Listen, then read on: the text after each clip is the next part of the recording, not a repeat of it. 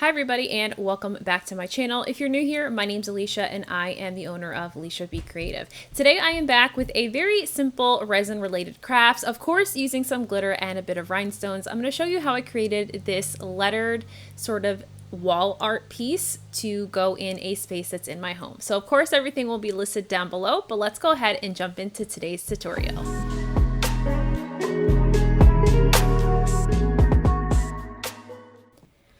Okay, so the first thing I have here is just sort of a lettered, hard wood piece that I actually got from Hobby Lobby. It was on clearance, and so I love to pick up like sort of these smaller resin related crafts when I'm at like Hobby Lobby or Michael's. They always have a lot of really cool things in like the wood section of those craft stores. And so I'm always picking up sort of like little knickknacks and things. When I'm a little bit kind of spent with working on designs for tumblers, I like to just create different pieces using epoxy and glitter, and of course sometimes rhinestones to really just get me out of some of those creative funks. So we're going to sand the surface of this just like we would any other surface we need to prep to be able to add any sort of paint or epoxy to our surface.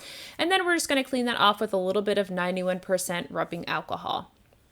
Once this has been prepped, I'm going to go ahead and take this over to my spray booth and I'm going to spray paint it with two colors. I'm going to use Dreamy Lavender from Rust-Oleum, and then I'm also going to use a metallic gold color to sort of spray paint my letter here. So I'm going to have the middle section be my Dreamy Lavender color, and then the two sort of edges will be the gold. So once we've gotten our item already sort of spray painted and everything's dried, we're going to go ahead and add our coats of glitter here. So I'm using two sort of, I would say chunky mixes. So these are mixes that have some chunky cuts, some fine cuts, some medium cuts. They're really great for blending with, I find. And so I'm only going to use two colors today, and we're going to apply our glitter using the epoxy method. So I have just a little bit of leftover epoxy from some projects that I had been putting epoxy on my tumblers, and I'm just going to use that little bit of excess to be able to add a nice layer of epoxy for our glitter sort of adhesive.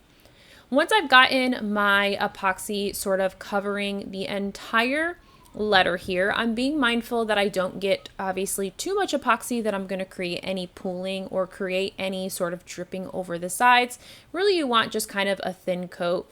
I would say for this letter, for this sort of piece of artwork here, I used probably more than the 2 mLs I would for a tumbler. So probably closer to maybe 3 to 4 mLs to kind of get a nice layer of that epoxy on the letter here.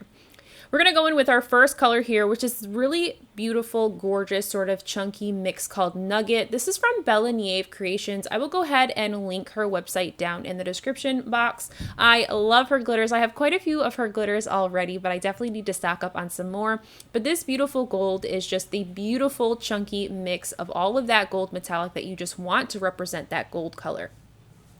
So I'm going to go in on, of course, my spray painted gold sections, and then you'll see that I just very slightly angle into that sort of dreamy lavender color in the center there, just to give just a little bit of a blend, but nothing too crazy.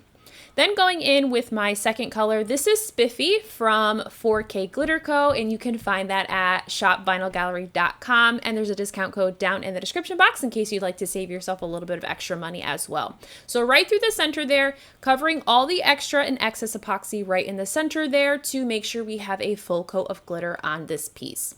So what I end up doing after that is I'm going to let this sit and of course cure. I used an Artist Cure epoxy, so I did have to let it sit for a few hours before I went in with my first coat of epoxy. So my first coat of epoxy was about 60 mLs over this. Again, I did only use Artist Cure epoxy on this piece, and so I just went in with 60 mLs to kind of cover all of that raw glitter.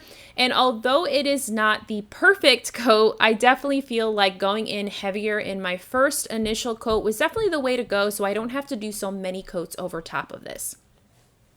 We're now, of course, going to do a bit of a rough sand here, just really focusing on the edges here. I'm going to use my sanding block, which is about an 80 grit sanding block, to just scuff up and sand all of those sort of rough spots of glitter. Also, a really good thing to use if you're having an issue sort of getting into those sort of edges and in between the center of your letter would be like a nail file. Those also work really well in order to be able to get into those sort of really difficult sections. We're now going to go in with our second coat of epoxy. So this only took 2 coats of epoxy. Again, I was really heavy-handed with my first coat. I did about 60 mLs on that first coat. And now with our second coat of epoxy, I'm going to go in with almost 40 mLs, but I don't end up using the entire 40 mLs.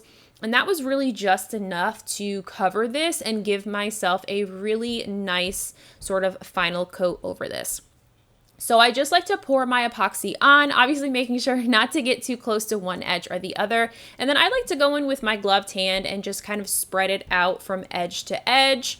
You'll want to make sure that, of course, your epoxy is getting all the way to the edges of your piece. That way you don't have any bare spots or any sections that are not covered with that second coat of epoxy. I really try and make sure to be thorough, especially when I know this is going to be my final coat of epoxy, just to ensure that I'm not going to run into any situations where I'm going to have either fish eyes or some sections where the glitter is not covered all the way and have to go back in with another coat. Once I'm satisfied, we'll do a quick torch, make sure to get rid of any bubbles, and let that cure for about 8 to 12 hours. Now to kind of finalize things, I decided that I wanted to add a little bit of rhinestoning to this piece. And so I'm still debating on if I'm done with this or if I'm going to continue to work on this, but I decided kind of to start here that I would just kind of outline the entire letter with some light rose opal stones from Flint Sister Supply Shop.